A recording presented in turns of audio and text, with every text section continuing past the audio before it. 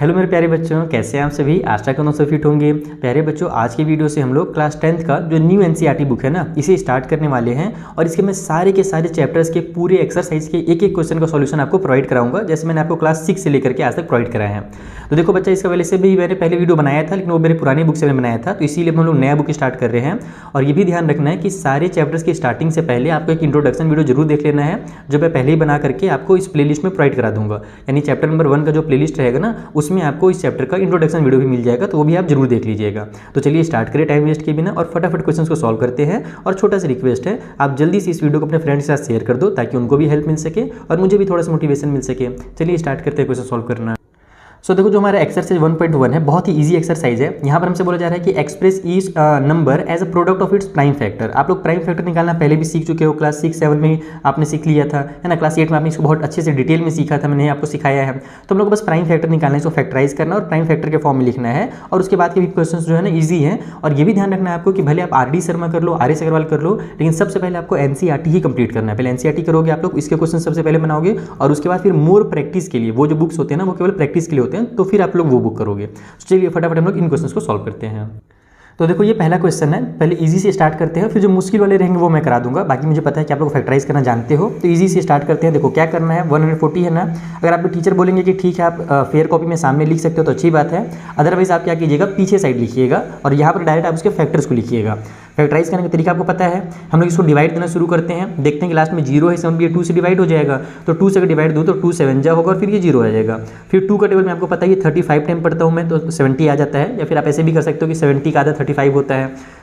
2 से डिवाइड देने पर ना कोई भी नंबर आधा होता है। उसके बाद अब ये 2 से नहीं जा रहा है, 35 है, तो क्या ये 3 से जाएगा क्या? तो ये चेक करने के लिए दोनों नंबर को ऐड किया जाता है। तो 5 और 3 होता है 8। अगर यहाँ पर 9 आ जाता तब तो मेरे 3 से डिवाइड हो जाता, लेकिन 8 आ रहा है यानी कि 3 से डिवाइड नहीं होगा। तब हम लोग 5 से डिवाइड देंगे, क्योंकि लास्ट में 5 है तो 5 से तो डिवाइड होगा ही। तो 5 7 जा हो जाएगा और फिर 7 1 जा 7 हो जाएगा। तो इसके फैक्टर के फॉर्म में हम लोग इसको ऐसे लिखेंगे, 2 × 2 × 5 × 7। और फिर इसको हम फाइनलाइज करके देखो, 2 जो हमारे पास 2 बार आ रहा है, तो इसको 2 का स्क्वायर लिख देना, फिर ये 5 हो जाएगा और फिर ये 7 हो जाएगा। तो यही इसका प्राइम फैक्टर कहलाता है। इसका यूज़ हम लोग जब एलसीएम और एचसीएफ लेते हैं ना, तब इसका यूज़ होता है। बाकी इसको बस आपको रिवीजन के लिए दिया हुआ है। चलो, जो मुश्किल वाले नंबर है ना, उनको मैं कर देता हूँ। बाकी इजी वाले तो आप लोग क्वेश्चन नंबर 2 और 3 मुझे दिख रहा है कि इजी नंबर दिया हुआ है आपको, वो आराम से कर लोगे। क्वेश्चन नंबर 5 को और 4 को मैं बता देता हूँ। तो देखिए, जो 4th नंबर वाला नंबर है ना, इसमें बच्चे लोग 0 0 देकर के बार कंफ्यूज हो जाते हैं। बाकी तो 2 और 3 वाला आराम से बना लेंगे, ये 0 देकर कंफ्यूज होते हैं। तो आइए मैं आपको इसको समझाता हूँ कैसे करना है। सबसे पहले देखो भैया, हमारा लास्ट में 5 है, तो या तो ये 3 से होगा या तो 5 से होगा। तो 5 + 5 करेंगे तो 10 आएगा, यानी कि 3 से तो हो नहीं रहा, तो हम लोग 5 से कर देते हैं। 5 से कैसे करोगे, देखो 5 1 जा 5 करोगे, 2 0 है, 2 0 को चुपचाप से उतार दोगे और फिर यहाँ पर 5 1 जा 5 कर दोगे।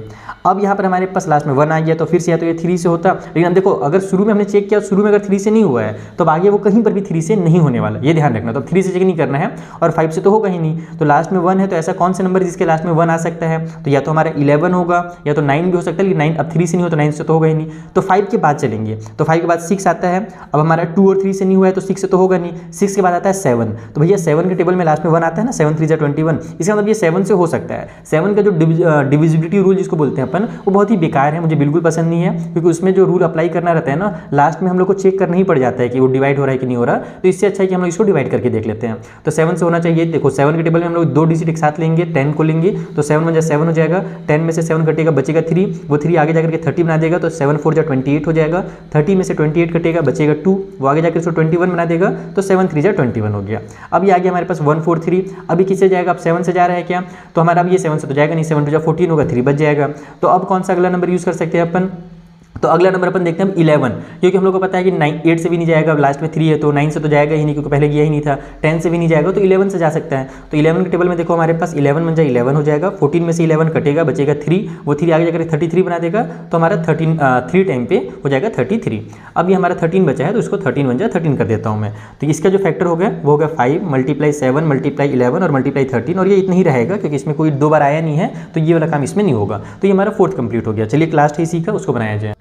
तो देखो ये हमारा 5th नंबर का क्वेश्चन है। इसमें भी हम लोग चेक करेंगे, लास्ट में 9 है, इसका मतलब कि या तो ये 3 से जाएगा, 2 से तो जाएगा नहीं, तो चेक करो सभी को ऐड करके। ये हो गया 7 + 4 11 प्लस में 2 कर दिए हम लोग, तो हो जाएगा हमारे पास, अच्छा 11 और 9 हो गया हमारे पास 20 और 2 हो जाएगा 22। तो 22 आ जा रही है, मतलब कि 2 से भी नहीं जाएगा, सॉरी 3 से भी नहीं जा रहा है, 3 से नहीं जाएगा तो 9 से भी नहीं जाएगा, 5 से तो होगा ही नहीं, 4 से होगा भी नहीं, 6 से भी नहीं होगा, 7 से चेक कर लेते हैं, 7 1 7 होगा, 7 6 42 हो जाएगा, लेकिन ये 9 बच जाएगा, तो 7 से ये नहीं जा रहा है। तो भाई अब कौन सा नंबर है, तो ऐसे अगर आप चेक करते हुए जाओगे, आप एक बार उससे भी चेक कर सकते हो, हमारे 11 से भी। 11 के लिए क्या करना रहता है, इन दोनों को ऐड करो और इन दोनों को ऐड करके सब्ट्रैक्ट कर दो, तो ये हो जाएगा आपके यहाँ पर से 9 और ये दोनों को ऐड करोगे तो हो जाएगा 13, 13 में से 9 माइनस होगा तो 4 आएगा, यानी कि 0 नहीं आ रहा है, तो फिर ये 11 से भी इसका मतलब नहीं होगा। देखो डिविजिबिलिटी रूल अभी मैं आपको नहीं पढ़ा सकता यहाँ पर डिटेल में, क्योंकि वो सब मैंने आपको क्लास 6 में सिखाया है, क्लास 10 में पहुँच गया हो, तो आप लोगों को अगर सीखना है डिविजिबिलिटी रूल तो दोबारा से आप पढ़ सकते हो पिछले वीडियो से, ठीक है। तो लास्ट में पहुँचोगे जब आपने सब कुछ चेक चाक करके थक जाओगे, कुछ नहीं मिलेगा, तो लास्ट में आपको पता चलेगा कि भैया ये 17 से कट हो रहा है। 17 से कैसे कट हो रहा है दिखाता हूँ आपको मैं। देखो 17 के टेबल में हमारे पास, ये हमारे पास 74 तो आता नहीं है, लेकिन 17 के टेबल में 4 टाइम पे हमारा 68 आता है।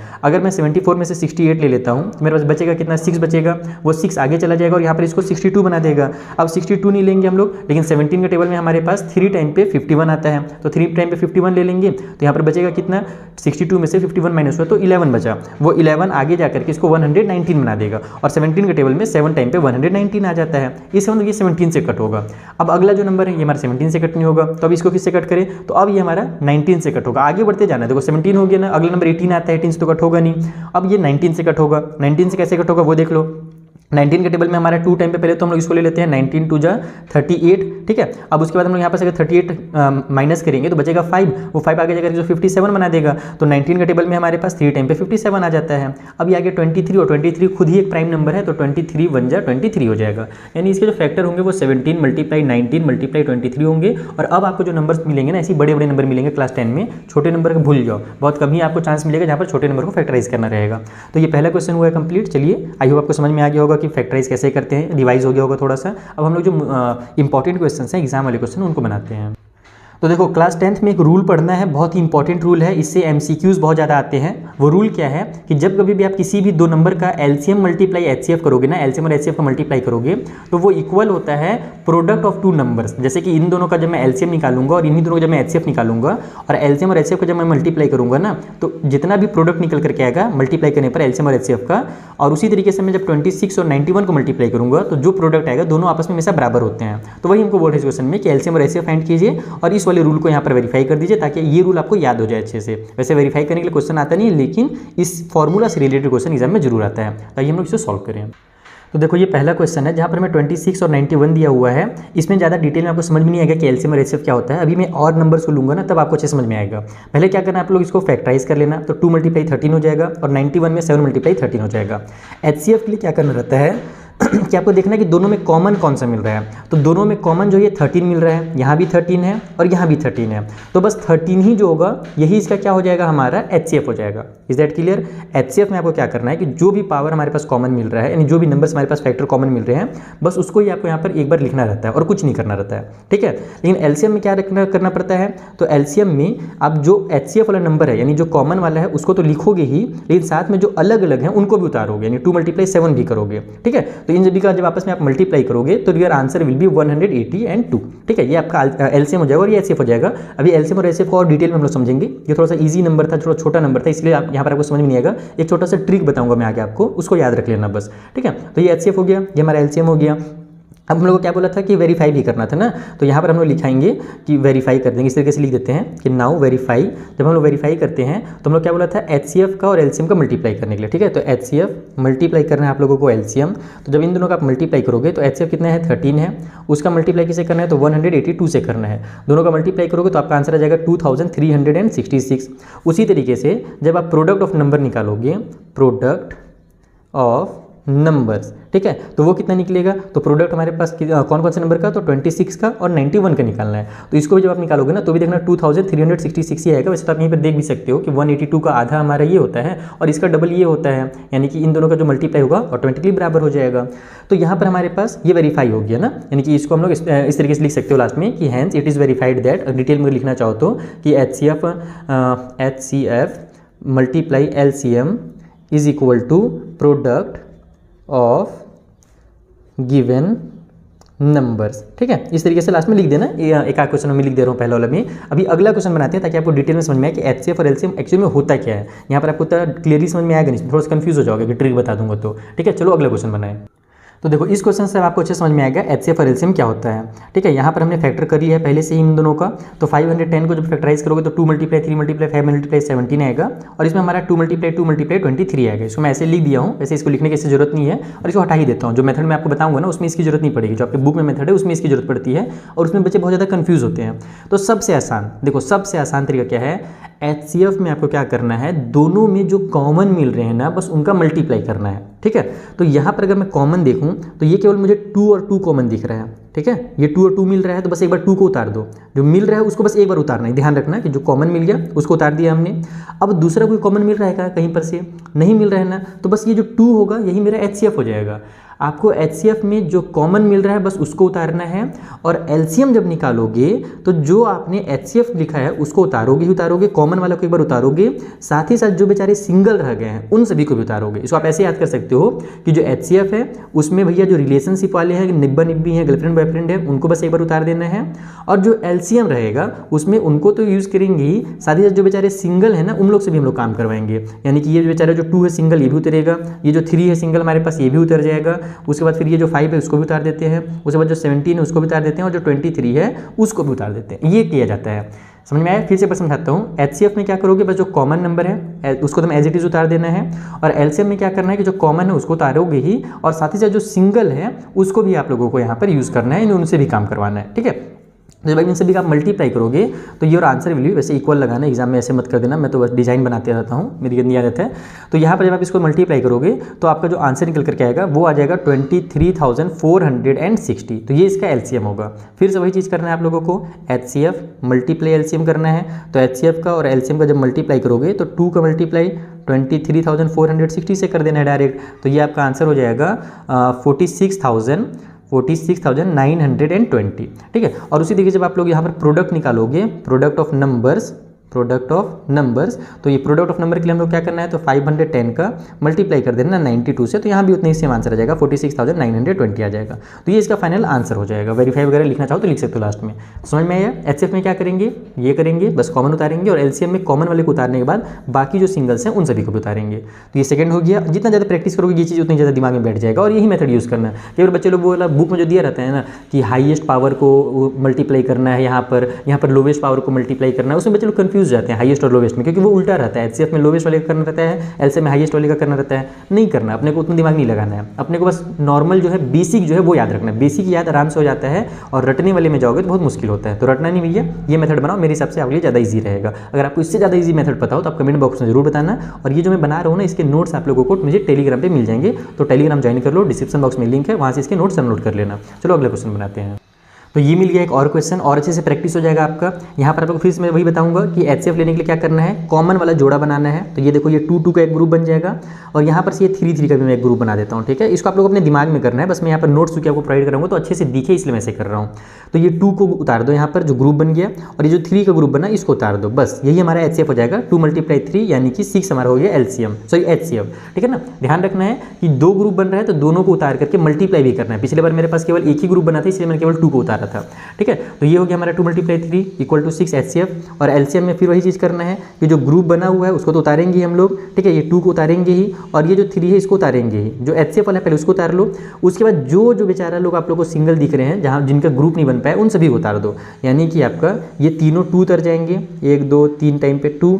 ठीक है, ये दोनों जो 3 बच गया है ये उतार दो, ये 3 और ये 3 उतर गया, और ये लास्ट में बेचारा 7 है उसको बिल्कुल मत भूलना। इसी चीज़ को और अच्छे से लिखना चाहो तो एग्जाम में आप इसको इस तरीके से लिख सकते हो। 2 हमारे पास 1 2 3 4 टाइम आ रहा है ना, तो 2 के पावर में 4 लिख दो, और 3 हमारा 1 2 3 टाइम आ रहा है तो 3 के पावर में 3 लिख दो। लिखना चाहो तो, अदरवाइज मल्टीप्लाई फटाक से करके आप लोग आंसर लिख सकते हो डायरेक्ट। तो जब इन सभी का आप लोग मल्टीप्लाई कीजिएगा तो जो आपका आंसर निकल करके आएगा वो इस बार आ जाएगा 3024। ठीक है, ये हमारा एलसीएम निकल गया, एचसीएफ और एलसीएम निकल गया। फिर से वही काम करो, एचसीएफ मल्टीप्लाई में एलसीएम कर देते हैं फटाफट। तो ये हो जाएगा आपका एचसीएफ कितना था भैया 6 था, और एलसीएम हमारे पास 3024 है। ठीक है, तो ये हमारे पास जब मल्टीप्लाई करोगे आप इन दोनों का तो आपका जो आंसर निकल करके आएगा ना वो निकल करके आ जाएगा 18,144। ठीक है, ये आपका HCF मल्टीप्लाई LCM निकल करके आ गया। और सेम टू सेम यहाँ पर भी आएगा। देखो एग्जाम में जब बनाओगे ना इस टाइप से क्वेश्चन को तो 2 बार मल्टीप्लाई मत करना, ठीक है। अगर आपका HCF मल्टीप्लाई इतना आ रहा है ना तो आपका जो प्रोडक्ट निकल करके आएगा दोनों नंबर का वो भी इतना ही आएगा, यानी 336 का जब 54 से मल्टीप्लाई करोगे तो भी आपका 18,144 ही आएगा। तो बस एक बार मल्टीप्लाई करना, दोबारा टाइम वेस्ट नहीं करना। तो ये हमारा क्वेश्चन नंबर 2 कंप्लीट हुआ। यहाँ पर आपने HCF और LCM लिखना सीखा और ये वाला जो रूल है ये समझ में आ गया आपको, ठीक है। अब हम लोग चलते हैं अगले क्वेश्चन के पास, देखते हैं वहाँ पर क्या दिया हुआ है और फिर से कुछ नई चीज़ सीखेंगे। तो देखो थर्ड वाले क्वेश्चन में बोल रहा है फिर से वही चीज़ कि LCM और HCF फाइंड कीजिए, जो फॉलोइंग नंबर्स आपको दिए हुए हैं और प्राइम फैक्टराइजेशन मेथड यूज़ करना है। जो मेथड हम लोग यूज़ किए ना वो प्राइम फैक्टराइजेशन मेथड उसी को बोलते हैं, ठीक है। यानी कि आपको फैक्टर निकालना रहता है। तो दूसरा मेथड कौन सा होता है? दूसरा वो लॉन्ग डिवीजन वाला मेथड होता है, डिवीजन करते जाते हैं और उससे भी HCF और LCM निकलता है। बचपन में वही मेथड यूज़ करता था, लेकिन आप लोग को प्राइम फैक्टराइजेशन मेथड ही सीखना है क्योंकि आपके बुक में यही ज़्यादातर दिया हुआ है। चलिए फटाफट इसको सॉल्व कर लेते हैं। सो ये रहा हमारा फर्स्ट क्वेश्चन जहाँ पर 12, 15 और 21 दिया हुआ था। सभी को फैक्टराइज कर लीजिए और जो मेथड हमने पिछले वाले क्वेश्चन में सीखा है सेम वही मेथड यूज़ करेंगे। बस पिछले बार जो ग्रुप बन रहा था वो 2 नंबर का बन रहा था ना, क्योंकि 2 ही नंबर दिए हुए थे। इस बार हमें तीनों में देखना है कॉमन, ठीक है। तो यहाँ पर देखो 2 है लेकिन इनके पास 2 नहीं है, यहाँ पर 3 है, इसके पास भी 3 और इसके पास भी 3 है, यानी कि ये वाला 3, ये 3 और इस 3 का एक ग्रुप बन जा रहा है तीनों के पास। तो 3 ही क्या होगा इसका HCF हो जाएगा। बस खत्म खेल, कुछ दूसरा तो ग्रुप बन नहीं रहा है तो कोई दूसरा नंबर मिलेगा ही नहीं। और जब LCM निकालोगे तो आप लोग पता है कि जो HCF वाला ग्रुप बना था उसको उतारेंगे एक बार। उसके अलावा जो सिंगल बचे हुए थे, ये 2 सिंगल बचे हुए थे तो 2 और 2 को उतार दो। ये 5 हमारा बेचारा सिंगल था उसको उतार दो और ये 7 का भी ग्रुप नहीं बन पाया तो 7 को उतार दो। और इन सभी का जब आप मल्टीप्लाई करोगे, मेरी आदत बिगड़ गई यार ऐसे करने की, तो जब मल्टीप्लाई करोगे ना तो योर आंसर विल बी 420। बस यही इसका आंसर हो जाएगा और कुछ करना भी नहीं, इसमें वेरीफाई वगैरह भी कुछ नहीं करना है। अगला क्वेश्चन बड़ा ही मजेदार है जहाँ पर हमें 17 दिया हुआ था, 23 दिया हुआ था और 29 दिया हुआ था। 17 का फैक्टर आपको पता ही है कि 17 का केवल एक 1 फैक्टर होता है और खुद 17 होता है क्योंकि प्राइम नंबर है। ये केवल या तो 1 से डिवाइड होगा तो 17 से डिवाइड होगा। या इसको ऐसे ही बोल सकते हो कि 17 जो है या तो 1 के टेबल में आता है या तो 17 खुद 17 के टेबल में आता है। उसी तरीके से 23 भी और 29 भी है। तो इसका मतलब क्या हुआ भाई कि जो HCF होगा हाईएस्ट कॉमन फैक्टर, तो दूसरे नंबर का तो ग्रुप बन नहीं रहा है, केवल ये 1 1 का ग्रुप बन रहा है, तो HCF जो होगा वो 1 हो जाएगा। और LCM निकालने के लिए आपको पता ही है कि जो HCF है उसको हम एक बार लिख देंगे। अगर नहीं 1 को नहीं भी लिखोगे तो भी चलेगा, लेकिन चूंकि आदत मैं आपका बना रहा हूँ लिखने का इसलिए मैं यहाँ पर 1 लिख देता हूँ। और साथ ही साथ जो नंबर्स हैं सभी को उतार दोगे, 17 को, 23 को और 29 को। तो इन सभी का मल्टीप्लाई करोगे तो आपका आंसर 11, 33 एंड 9 आ जाएगा। ये हो गया इसका सेकंड वाले का आंसर।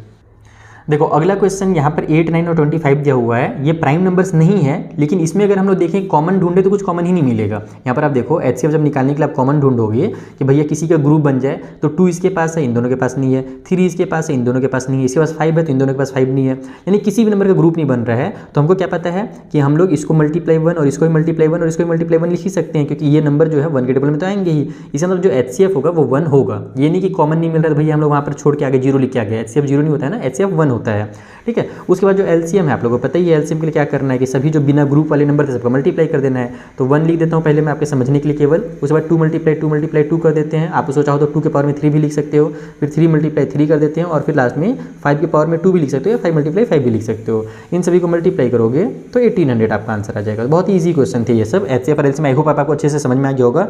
अब जो इंपॉर्टेंट क्वेश्चन हैं आइए हम लोग उसको बनाते हैं। तो देखो फोर्थ वाले में क्या बोल रहा है कि गिवन दैट HCF जो है हमारा 306 और 657 का वो 9 है। HCF दे दिया है, हमसे बोल रहा है LCM बताइए कितना होगा। तो अब यहाँ पर आप लोग को LCM ये वाला मेथड वगैरह से नहीं निकालना है ना। आपको क्या करना है कि जो हमने यहाँ पर रूल पढ़ा था HCF multiply LCM equal to product of number, ये वाला रूल को यूज़ करके यहाँ पर हम लोग को LCM फाइंड करना है। आइए समझते हैं कैसे फाइंड करेंगे। तो देखो यहाँ पर नंबर कौन कौन से दिए हुए हैं, 306 और 657 दिया हुआ है, HCF 9 है। हम क्या जानते हैं, हम ये जानते हैं कि HCF multiply LCM equal to product of number होता है। यानी कि यहाँ पर अगर मैं इसको ऐसे लिखूँ HCF के बदले में या तो मैं डायरेक्ट 9 लिख देता हूँ, यहाँ पर 9 लिख देता हूँ, मल्टीप्लाई में LCM लिख देता हूँ, इक्वल टू साइड में प्रोडक्ट ऑफ नंबर हो जाएगा, यानी कि प्रोडक्ट ऑफ नंबर यानी कि 306 एंड 657। अब मुझे निकालना क्या है, मुझे निकालना है LCM। तो मैं इस 9 को इधर ट्रांसफर कर दूंगा तो ये हो जाएगा आपका 306 मल्टीप्लाई में 657 और डिवाइड बाई में आपका 9 आ जाएगा। और इसको कट करोगे तो आपका LCM निकल जाएगा। तो ये मेथड आपका बहुत काम आने वाले पूरे साल भर। इस मेथड को एकदम याद रखना। 9 से कट हो रहा है तो मैं डायरेक्ट 9 से उड़ा देता हूँ। देखो 9 के टेबल में 9 3 27 हो जाएगा। उसके बाद हमारे पास बचेगा कितना 4, 30 में से 27 कटा, सॉरी 3 बचेगा, वो 3 आगे जाकर इसको 36 बना देगा। तो 9 4 जा हमारा 36 हो जाएगा। अब हमारे पास 34 है, मल्टीप्लाई में हमारे पास कितना है 657 है। तो जब आप इन दोनों का मल्टीप्लाई कीजिएगा तो योर आंसर विल बी, अच्छा एक बार लिख ही देता हूँ इसको मैं 34, थोड़ा सा अच्छा दिखेगा बच्चों को नोट्स जब दूंगा ना तो प्यारा सा नोट दिखना चाहिए। तो इन दोनों को जब मल्टीप्लाई करोगे तो your answer will be 22, 33 and 8। तो इस तरीके से आपका ये क्वेश्चन भी कंप्लीट हो गया। अगला जो क्वेश्चन बच्चा ये वाला, ये हमारे पिछले साल एग्जाम में आ चुका है, 2023 एनसीईआरटी ने इस क्वेश्चन को दिया था। मोस्ट इंपॉर्टेंट क्वेश्चन है, आरडी शर्मा में भी ये क्वेश्चन दिया हुआ है कि चेक कीजिए 6 के पावर में जो n है can end with the digit 0 for any natural number n। यानी कि अगर हम यहाँ पर पावर में 0 लिख दे, या 0 बोल रहा हूँ सॉरी, कोई भी नंबर लिखते हैं, यहाँ पर 6 के पावर में n है ना, तो n के बदले अगर मैं कोई भी नंबर लिखूँ, 1 लिखूँ, 2 लिखूँ, 3 लिखूँ, तो जब मैं इसका वैल्यू निकालूंगा तो क्या मेरा वैल्यू जो है वो लास्ट में 0 आ सकता है? क्या है इससे पॉसिबल? जैसे कि मान लो 6 के पावर में मैंने 1 लिखा तो उसका वैल्यू तो 6 ही हो जाएगा। 6 के पावर में जब मैं 2 लिखूंगा तो उसका वैल्यू 36 हो जाएगा। लास्ट में 0 आ रहा है क्या? नहीं आ रहा है। तो क्या मैं कोई ऐसा नंबर लिख सकता हूँ जिसमें लास्ट में 0 आ जाए? तो इसको आपको निकाल करके नहीं दिखाना, इसका एक छोटा सा मेथड होता है, एक तरीका होता है इसको बताने का। आइए मैं आपको वो समझा देता हूँ। तो देखो हमें 6 के पावर में n दिया हुआ है ना, कभी भी कोई भी नंबर है, 6 ही नहीं, मान लो कि दूसरा नंबर भी आ जाता है एग्जाम में, तो आपको क्या करना है कि उस नंबर को फैक्टराइज करना है। अगर ये नंबर फैक्टराइज होने के बाद अगर इसका कोई भी एक फैक्टर 5 निकल करके आ जाए या 10 निकल करके आ जाए, 5 निकलेगा तो 10 तो निकलेगा ही, तो समझ जाना कि हाँ भाई हम लोग लास्ट में 0 ला सकते हैं, इसका कुछ ना कुछ वैल्यू रख के हम लोग लास्ट में 0 ला सकते हैं। लेकिन अगर इसका फैक्टर 5 नहीं निकल करके आया तो समझ जाना कि उसका 0 नहीं आ सकता। तो जब हम लोग इसको फैक्टराइज करेंगे तो इसको ऐसे लिख देते हैं अपन बाई फैक्टराइज। जब अपन फैक्टराइज करते हैं तो हमारा 6 जो फैक्टराइज करेंगे तो कितना आ जाएगा, ये जो है हमारा 2 × 3 हो जाएगा, और पावर में जो n है वो तो रहेगा ही रहेगा। यानी 6 से जो फैक्टर है वो कितना निकल जा रहा है, 2 × 3 निकल रहा है। यानी कि यहाँ पर जो प्राइम निकल रहे हैं हमारे पास वो 2 और 3 निकल रहे हैं, 5 नहीं निकल रहे हैं। इसका मतलब कि इसके लास्ट में 0 नहीं आएगा, और अगर यहाँ पर 5 निकल करके आ जाता तो लास्ट में 0 आ सकता था, ठीक है, यानी आ ही जाता। तो हम लोग इसको ऐसे लिखते हैं। इसका तरीका लिखने का ये है, अगर एग्जाम में मान लो आ गया फिर से, तो कि ओनली प्राइम्स, जो हमारे पास प्राइम्स यहाँ पर अपन देख रहे हैं, in the factorization by the factorization of 6 is नहीं होगा, R होगा, R 2 and 3, ठीक है। जो फैक्टराइज किया हम लोग तो जो प्राइम हमारा निकला वो कितना निकला, 2 और 3 निकल गया, एंड नॉट 5, यानी कि हमारा जो 5 है वो नहीं निकल रहा है। ये बहुत जरूरी लिखना ना, ये भी जरूरी लिखना कि 2 और 3 निकल रहे हैं और 5 हमारा नहीं निकल रहा है। इसका मतलब ये हुआ हैंस कि जो हमारा 6 के पावर में n है वो कभी भी हमारा 0 के साथ इंड नहीं होगा।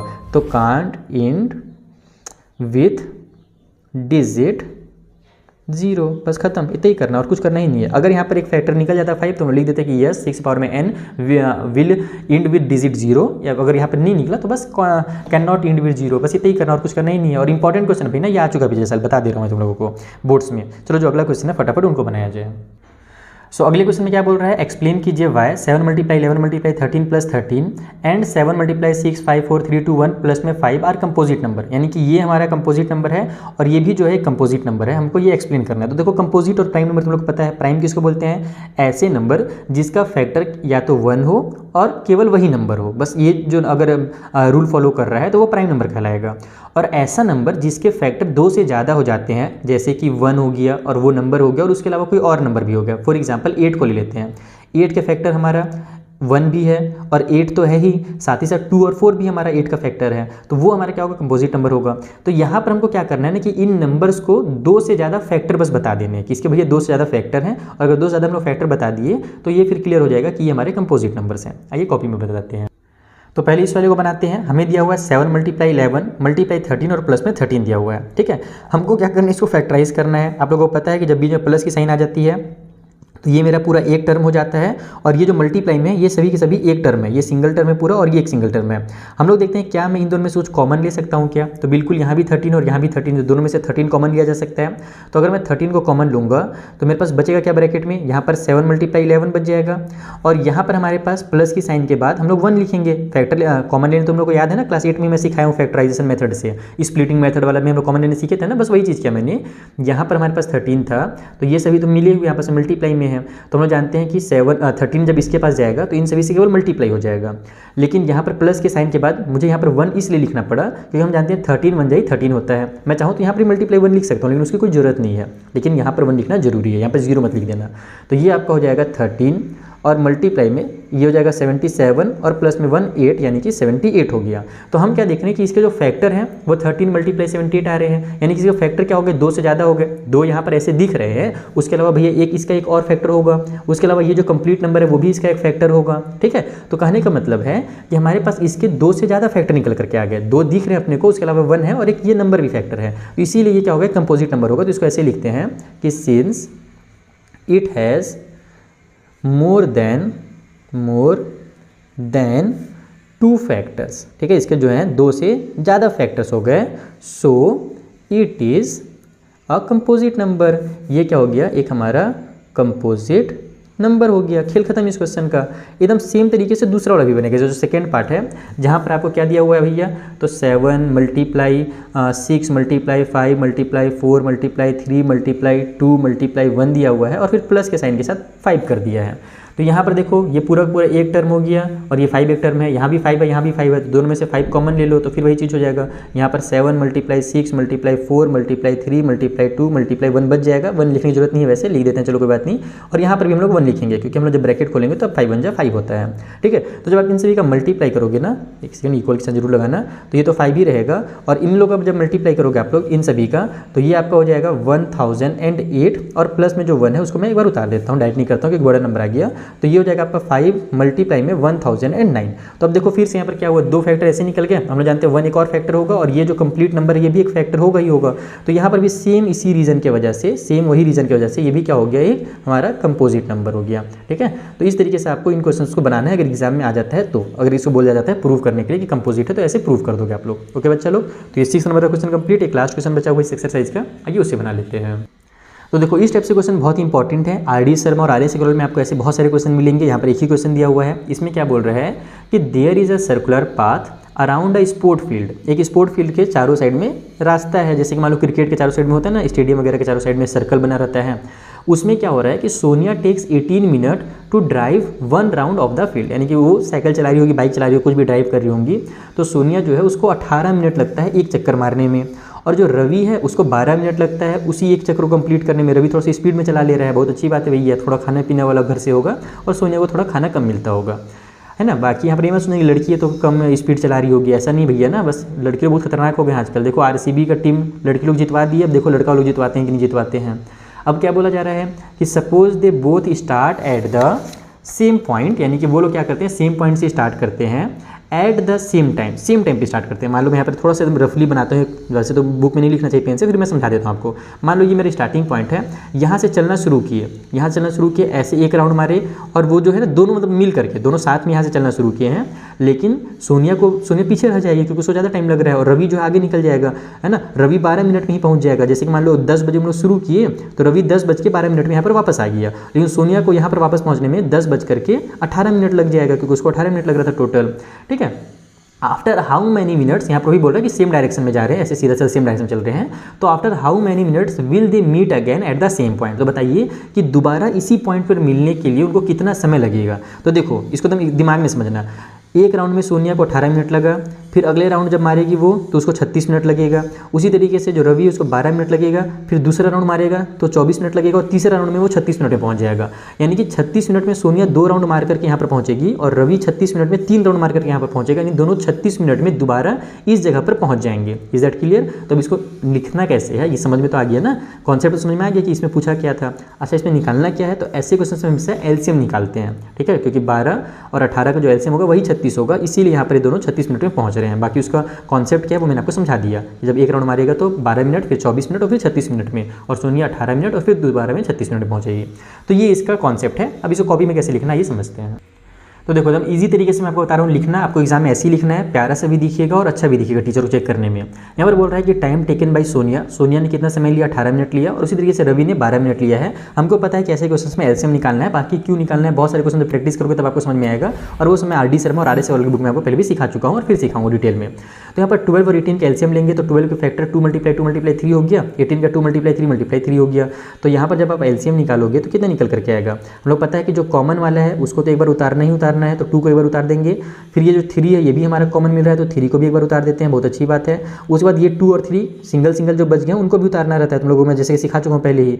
तो इन सभी का जब आप मल्टीप्लाई करोगे तो 2 3 जा 6, 6 2 जा 12, 12 3 जा 36 हो गया। तो 36 आ गया ना एलसीएम। इसका मतलब अब इस तरीके से लिखोगे कि हैंस या देयरफॉर जो भी करके लिखना चाहो, hence Ravi and Sonia will meet together at the starting point, ठीक है, स्टार्टिंग पॉइंट आफ्टर कितने मिनट, तो 36 मिनट।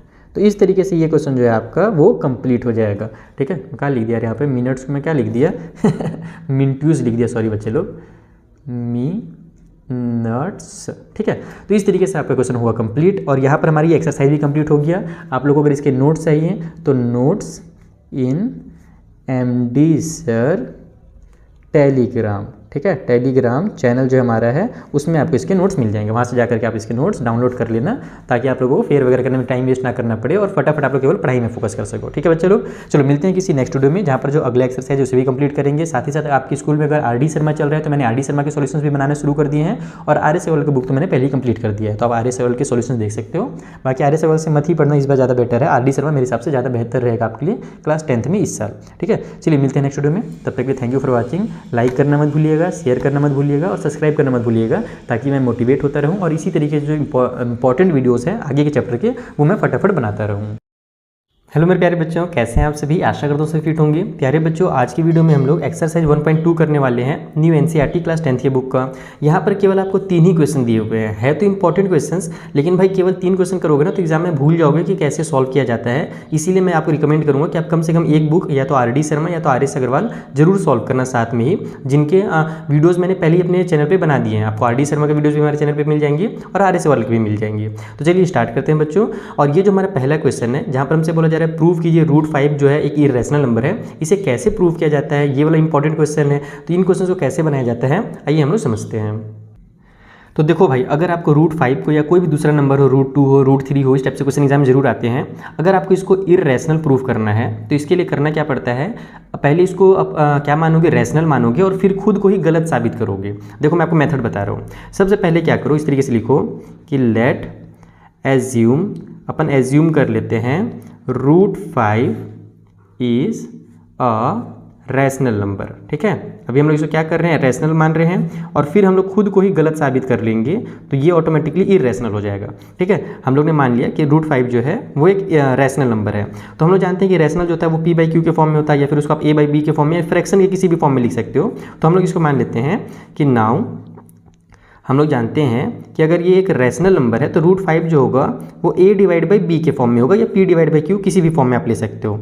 लेकिन यहाँ पर एक ही जरूर लिखना कि ये जो A और B है ना, ये हमारे कैसे नंबर हैं, ये हमारे प्राइम नंबर है, को प्राइम नंबर्स। को प्राइम नंबर किसको बोला जाता है, जिसके हमारे कॉमन फैक्टर केवल 1 हो, जैसे कि मान लो 2 और 3, ठीक है। 2 और 3 आपस में को प्राइम नंबर है क्योंकि इनका जो कॉमन फैक्टर है वो केवल 1 होता है, इसको ही को प्राइम फैक्टर बोलते हैं। हम लोग क्लास 6 में ये चीज़ पढ़े हैं, ठीक है। तो यहाँ पर आप लिखोगे जरूर कि वेयर या फिर A एंड B आर को प्राइम नंबर्स, ठीक है। ये हमारे क्या है, को प्राइम नंबर्स। इसको तो थोड़ा सा ना 2-3 बार आपको सॉल्व करना पड़ेगा तभी आपको मेथड्स याद होंगे, यानी कि स्टेप्स याद होंगे। ये मत सोचना कि एक बार में समझ में तो आ गया तो हम आराम से बना लेंगे एग्जाम में, ऐसा नहीं। आप समझने के बाद खुद से जरूर प्रैक्टिस करना तभी ये बनेगा, ठीक है। तो रूट 5 = A/B हो गया। अब क्या करो, दोनों साइड को स्क्वायर कर लो या फिर आप एक काम कर सकते हो, पहले ट्रांसफर कर सकते हो फिर स्क्वायर कर सकते हो। पहले ट्रांसफर कर लेते हैं। अगर मैं B को इधर लेके आना चाहूँ तो ये क्या होगा मेरे पास, B और रूट 5 हो जाएगा और इक्वल के उस साइड में केवल A हो जाएगा, ठीक है। हमने B को इधर ट्रांसफर किया तो मल्टीप्लाई हो गया। अब स्क्वायरिंग बोथ साइड, ठीक है।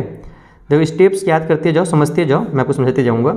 स्क्वायरिंग बोथ साइड्स, अगर अपन दोनों साइड्स का स्क्वायर करते हैं तो यहाँ पर ये रूट 5 का स्क्वायर होगा तो वो 5 बन जाएगा और जो B है उसका भी स्क्वायर हो जाएगा तो B स्क्वायर लिख देता हूँ। इधर B स्क्वायर और फिर 5 लिखूँगा तो बहुत बेकार दिखेगा ना, तो इसको अपन B को इधर ले आए और इसको हम लोग B स्क्वायर लिख दिया और रूट 5 का स्क्वायर किया तो वो 5 बन गया। और इधर भी हमारे पास क्या होगा, A स्क्वायर हो जाएगा।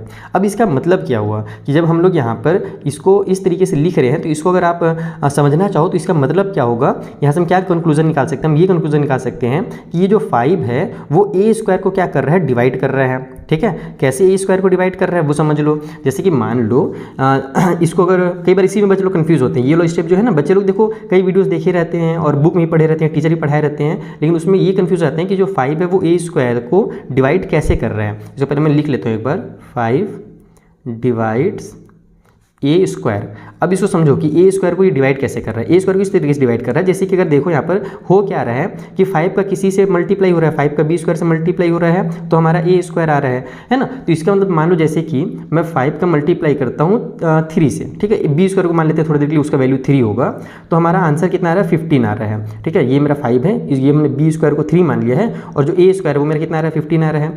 तो 5 3 जब 15 हो रहा है, इसका मतलब क्या हुआ कि 5 का हमने 3 से मल्टीप्लाई किया तो 15 आया। सो दैट 15 जो होगा वो क्या होगा, 5 से डिविजिबल होगा, क्योंकि जो 15 आ रहा है वो 5 के ही तो मल्टीप्लाई करने के बाद आ रहा है ना। तो 15 देखो हमारा 5 से डिविजिबल है कि नहीं है, बिल्कुल है। 5 को हम लोग जानते हैं कि 3 टाइम पे हमारा 15 जो है वो 5 से 3 टाइम पे डिवाइड हो जाएगा।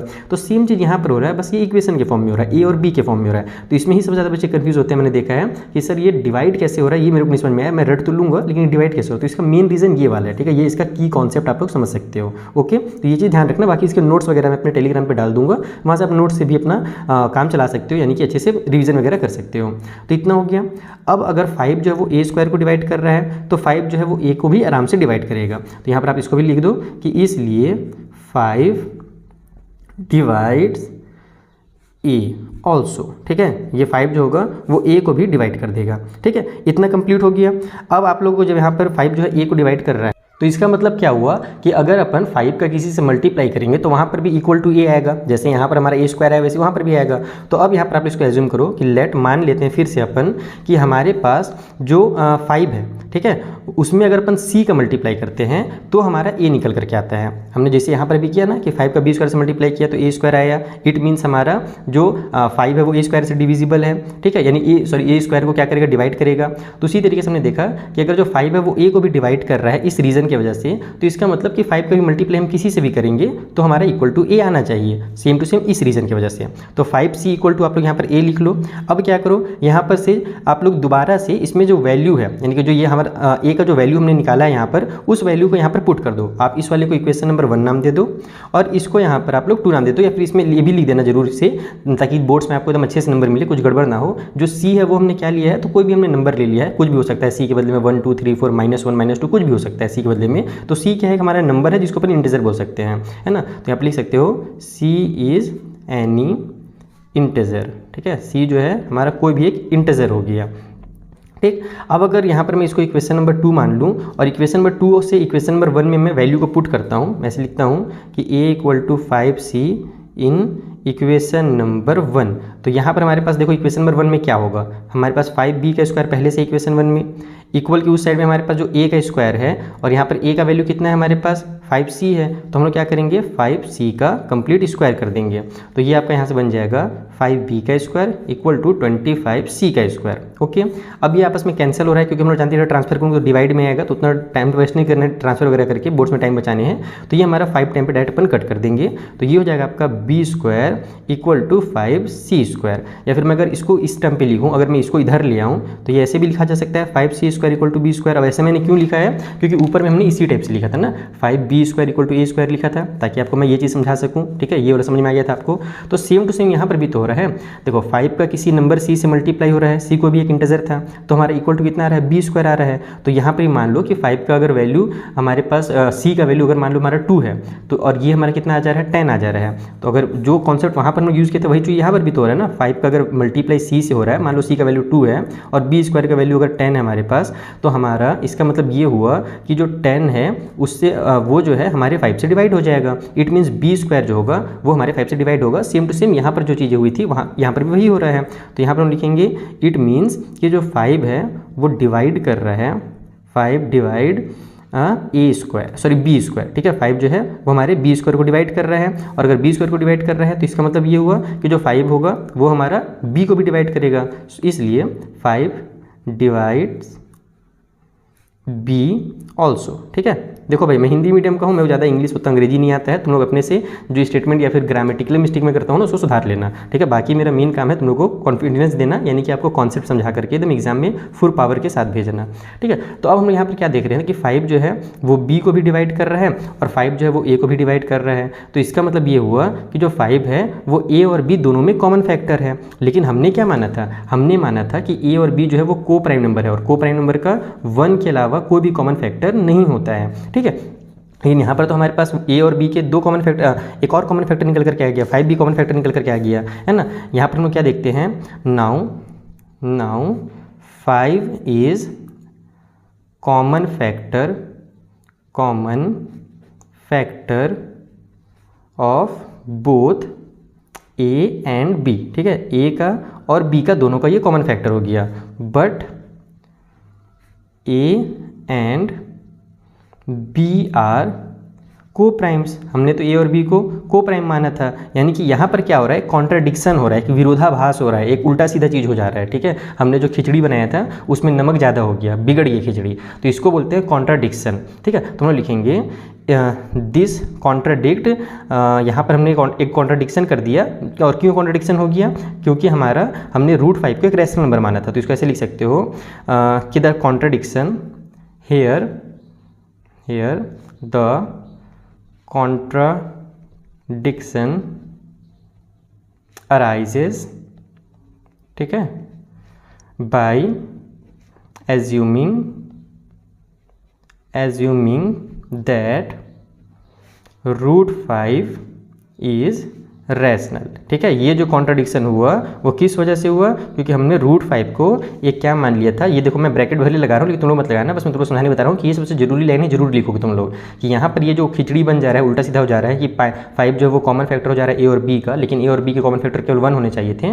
तो ये कॉन्ट्राडिक्शन क्यों अराइज हो रहा है, क्योंकि हमने √5 को क्या मान लिया था, एक रैशनल नंबर मान लिया था। इसका मतलब ये हुआ लास्ट में कि हैंस जो हमारा √5 है वो क्या है, वो एक रैशनल नंबर है, तो इज़ और रैशनल नंबर, ठीक, सॉरी इरेशनल बोल रहा हूँ यार, इरेशनल है, मेरा ध्यान कहाँ है रे भैया, ठीक है। एक सेकेंड, बहुत गंदा लिखा गया, इतना गंदा रेटिंग भी नहीं है तुम्हारे सर का, रेटिंग गंदा है लेकिन इतना भी नहीं है, इरेशनल नंबर, ठीक है। तो यहाँ पर हमारा ये क्वेश्चन देखो भैया कंप्लीट होता है। आई होप आपको अच्छे से समझ में आया होगा। देखो प्रैक्टिस करना पड़ेगा, मैंने स्टेप समझा दिए, मैंने आपको कॉन्सेप्ट समझा दिया कि ये सब ये डिवाइड वगैरह क्यों हो रहा है, कई बार बच्चे इसी में कंफ्यूज रहते थे, लेकिन प्रैक्टिस नहीं करोगे तो कोई काम नहीं बनेगा, ठीक है। तो ये हो गया हमारा पहला क्वेश्चन। चलिए अपन दूसरा क्वेश्चन बना लेते हैं।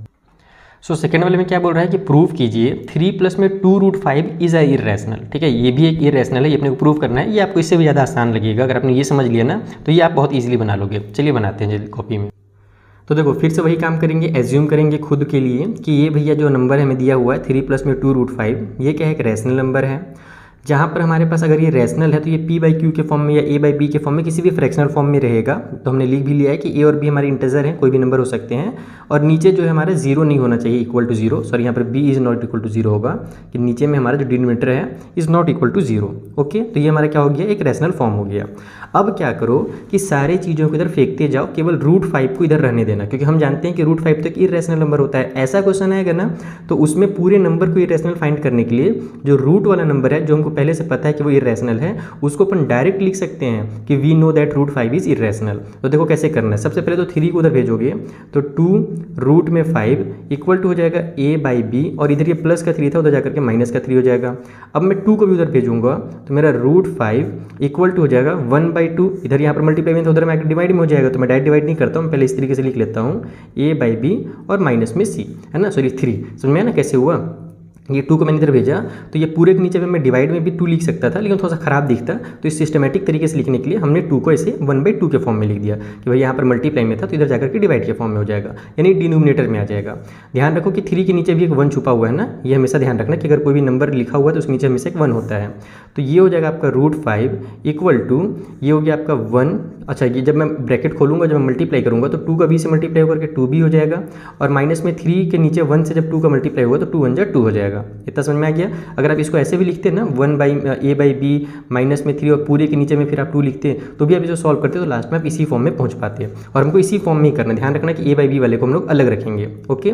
तो अब क्या हो रहा है कि हम क्या देख रहे हैं यहाँ पर कि जो मेरा a बाई में b था वो तो एक रैशनल नंबर है, a बाई b क्या है, एक रैशनल फॉर्म है। तो हम इसमें लिखेंगे कि a divide by b is rational. हमको पता है कि a बाई में b जो है वो क्या है, रैशनल है। अगर a बाई b रैशनल है तो इसीलिए, है ना, इसीलिए, या फिर वी नो करके एकदम अच्छे से लिख देता हूँ ताकि जब नोट्स प्रोवाइड करूँ तो बच्चों को कोई दिक्कत ना हो। हमको पता है कि a बाई b एक रैशनल है, तो इसीलिए a डिवाइड बाई 2b जो होगा वो भी एक रैशनल होगा, इज़ ऑल्सो रैशनल, है ना। ठीक है, समझ में आ रहा है ना भैया। अगर a बाई बी रैशनल है तो नीचे में 2 को अगर मल्टीप्लाई कर देंगे तो उसका वैल्यू थोड़ी चेंज हो जाएगा, वो भी क्या ही रहेगा, वो भी तो हमारा रैशनल ही रहेगा। ठीक, लेकिन अब अगर हम लोग किसी भी रैशनल में से कोई भी नंबर को माइनस करते हैं, जब डिफरेंस निकालते हैं, ये 3/2 क्या है, रैशनल नंबर ही तो है ना। तो जब हम रैशनल में से रैशनल को माइनस करेंगे तो भी मेरा क्या आएगा, रैशनल आएगा। सो हमारा a बाई में 2b और उसमें से अगर माइनस करेंगे हम लोग 3/2 को तो वो भी क्या होगा, इज़ ऑल्सो रैशनल, वो भी एक रैशनल ही होगा, क्योंकि हमने यहाँ पर क्या किया, डिफरेंस किया है एक रैशनल नंबर से दूसरे रैशनल नंबर को, तो हमारा रैशनल ही आएगा। वो सब लिखने की जरूरत नहीं, बस इतना ही लिख दो। ठीक है, अब हम लोग क्या देखते हैं, इसको इक्वेशन नंबर 1 मान लो। हम लोग देख रहे हैं कि इक्वेशन 1 में जो राइट साइड है वो रैशनल निकल कर के आ रहा है और लेफ्ट साइड जो है वो हमारा क्या है, वो एक इररैशनल है ना। बट वी नो, एक सेकेंड तो लैपटॉप हट जाए भाई यहाँ पर से, बच्चों को दिखाने तो अच्छे से, रुको नीचे में, हाँ इतना में हो जाएगा। तो अब लिखेंगे हम लोग from equation number 1, equation number 1 से हम लिखेंगे कि we know that √5 is irrational. √5 जो है वो क्या होता है, इररैशनल नंबर होता है। जैसे मैंने आपको शुरू में बताया था, हम लोग यहाँ पे डायरेक्ट लिख सकते हैं। ठीक, और हम क्या देख रहे हैं कि इधर एक इररैशनल आ रहा है, राइट में एक रैशनल आ रहा है, बीच में इक्वल की साइन लगी हुई है, तो ये तो पॉसिबल ही नहीं है ना, एक irrational is not equal to rational. तो यहाँ पर हमारा फिर से क्या हो रहा है, एक कॉन्ट्राडिक्शन अराइज हो जा रहा है। तो जैसे पिछले वाले क्वेश्चन में लिखे थे वही चीज़ यहाँ पर फिर से लिखेंगे कि the contradiction arises because of, या फिर बाई एज्यूमिंग, या फिर हमने जो एज्यूम किया था उसी को लिख देते हैं डायरेक्ट में, बाई एज्यूमिंग दैट हमारे पास कौन सा नंबर था, 3 प्लस में 2√5 रैशनल। ठीक है, इसको हमने जो रैशनल प्रूव किया था, इस वजह से हमारा कॉन्ट्राडिक्शन यहाँ पर अराइज हो जा रहा है। इसका मतलब क्या हुआ, फिर से वही चीज़, हैंस जो हमारा 3 प्लस में 2√5 होगा वो क्या होगा, इज़ इररैशनल नंबर होगा।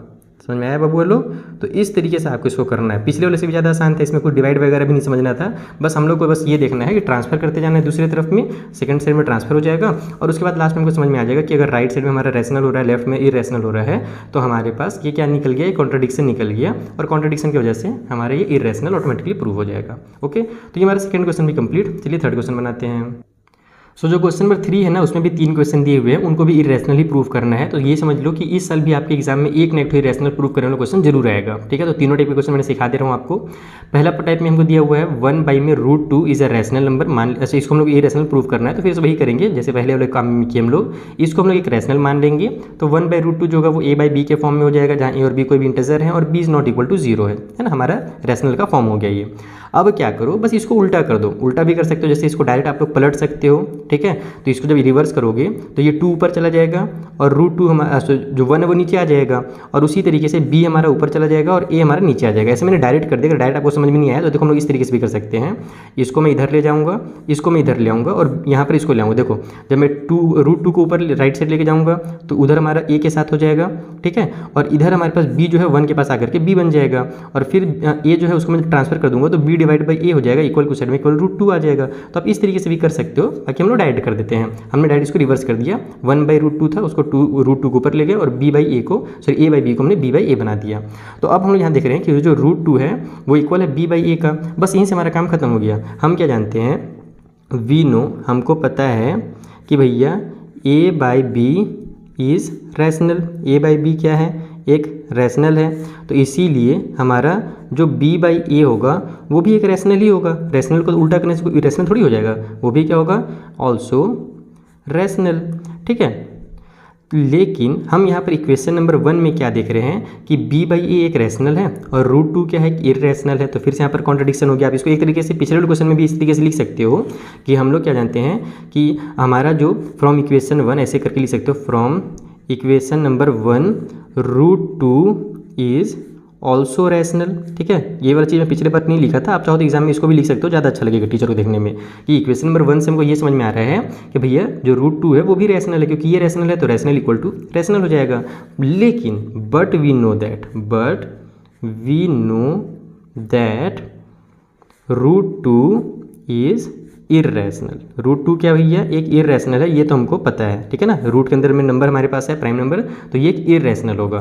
तो यहाँ पर फिर से वही चीज़ हो गया कॉन्ट्राडिक्शन वाला, तो फिर से वही कॉन्ट्राडिक्शन वाला जो स्टेटमेंट है वो आप लोग यहाँ पर फिर से उतार देना पिछले वाले क्वेश्चन की तरह ही। मैं डैश डैश कर देता हूँ, टाइम वेस्ट नहीं करता हूँ। और इस वजह से हमारा जो होगा √2 जो होगा वो √2 बोल रहा हूँ 1/√2 जो होगा वो एक इरेशनल प्रूफ हो जाएगा। कॉन्ट्राडिक्शन वाला जो स्टेटमेंट है पिछले बार वाला जो हमने लिखा है ना क्वेश्चन नंबर 1 2 में, सेम वही चीज़ यहाँ पर उतार देना। Okay, same as previous question यहाँ पे लिख भी देता हूँ, same statement as previous questions. ठीक है, ताकि बच्चों को जब मैं नोट प्रोवाइड करूँ तो उनको ये पता रहे कि क्या लिखना है यहाँ पर। तो ये हो गया हमारा थर्ड का पहला पार्ट। चलिए सेकंड पार्ट भी बना लेते हैं फटाफट। सो सेकंड वाले में हमको वही दिया हुआ है 7 रूट में 5, तो यहाँ पर भी वही करना है सब फटाफट। लेट एज्यूम जो देखो हम लोग पहला कर चुके हैं ना, बस वही काम हर जगह होगा। अब 7√5 इज़ अ रैशनल। ठीक है, 7√5 हम लोग मान लेते हैं कि रैशनल है। तो यहाँ पर हमारे पास 7√5 जो होगा वो इक्वल हो जाएगा a/b के फॉर्म में। फिर वही बगल में वही सब लिखना, a b इंटीजर है, प्रीवियस वाला एकदम सेम टू सेम उतार देना। तो यहाँ से हम लोग √5 कहीं पर रहने देंगे, 7 को उधर भेज देंगे, तो √5 इक्वल टू हो जाएगा a/b, और ये 7 नीचे आकर के मल्टीप्लाई हो जाएगा तो 7b हो जाएगा। इसको इक्वेशन नंबर 1 ले लो और फिर वही लिख दो कि a/b इज़ रैशनल। मैं एकदम शॉर्टकट में बता रहा हूँ ना, मैं यहाँ डिटेल में नहीं लिख रहा हूँ। इसीलिए हमारा जो a/7 भी होगा वो भी क्या होगा, वो भी एक रैशनल नंबर हो जाएगा। लेकिन अगर ये रैशनल है तो इक्वेशन 1 से √5 भी हमारा क्या हो गया, रैशनल हो गया। जो चीज़ पिछले बार किए थे ना बब्बू वालों, बस सेम चीज़ वही करना है, और कुछ आपको करना ही नहीं है। एक ठो अगर आप बना लिए ना तो सब बन जाएगा। तो √5 है ना, from equation number 1 √5 is rational, जो कि गलत है ना। √5 एक रैशनल हो ही नहीं सकता। तो इसी तरीके से पिछला वाला की तरह सेम टू सेम है ना, सेम टू सेम पहले वाली की तरह बना लोगे। तो ये भी हमारा सेकंड वाला भी कंप्लीट हो जाएगा। अब थर्ड वाला बना लेते हैं फटाफट। थर्ड में कितना दिया हुआ है भाई, 6 प्लस में √2 दिया हुआ है। यहीं पे कर लूँ क्या इसको भी फटाफट, हाँ यहीं पे कर लेता हूँ। थर्ड पार्ट भी एकदम सेम टू सेम इसी रहेगा। वहाँ पर दिया हुआ है 6 प्लस में √2, तो इसको फिर वही करना है, sec2 इज़ रैशनल ले लेते हैं। एज्यूम कर लिया हमने यहीं पे शॉर्टकट में। देखो तुम लोग डिटेल में लिखोगे, बस मैं समझा रहा हूँ, अब मेरा काम तुम्हारा कॉन्सेप्ट क्लियर करना। तो यहाँ से हमारे पास 6 प्लस में √2 जो होगा वो भी a/b के फॉर्म में आ जाएगा, है ना। यहाँ पर वो सब लिख लेना कि a और b हमारे इंटीजर है, b is not equal to 0 है। तो अब यहाँ से अपन √2 को ऐसे ही रहने देंगे, 6 उधर ट्रांसफर कर देंगे, तो √2 इक्वल टू a/b माइनस में 6 हो जाएगा। तो भैया a/b जो है वो क्या है, रैशनल है।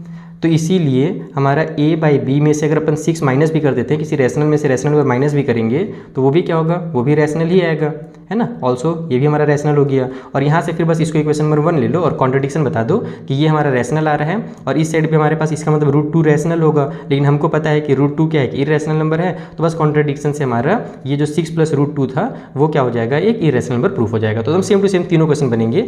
तो ये देखो भाई एक्सरसाइज 1/2 बहुत इंपॉर्टेंट है। एक नए क्वेश्चन मैं एकदम गारंटी के साथ बोल रहा हूँ कि आपके बोर्ड्स में जरूर आएगा।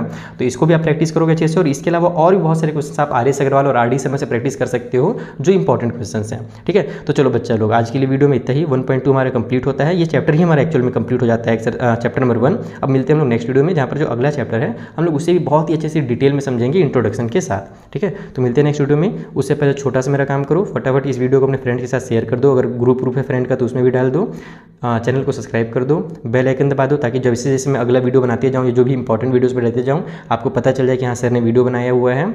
और वीडियो को जरूर लाइक करना, इन सारी चीज़ों से मुझे मोटिवेशन मिलता है। और तुम लोग को आगे कब तक तुम्हारा एग्जाम होने वाला है, कौन कौन से एग्जाम अभी तुम्हारे सामने आने वाले हैं, कौन से टेस्ट होने वाले हैं, ये सारी चीज़ें तुम लोग मुझे कमेंट बॉक्स में जरूर बताना। टेलीग्राम वगैरह ज्वाइन कर लेना, टेलीग्राम पर हम लोग डिस्कस करते रहते हैं, वहाँ पर मैं बहुत ज़्यादा एक्टिव रहता हूँ। ठीक है, तो मिलते हैं बच्चे लोग ना नेक्स्ट वीडियो में। तब तक के लिए थैंक यू फॉर वॉचिंग।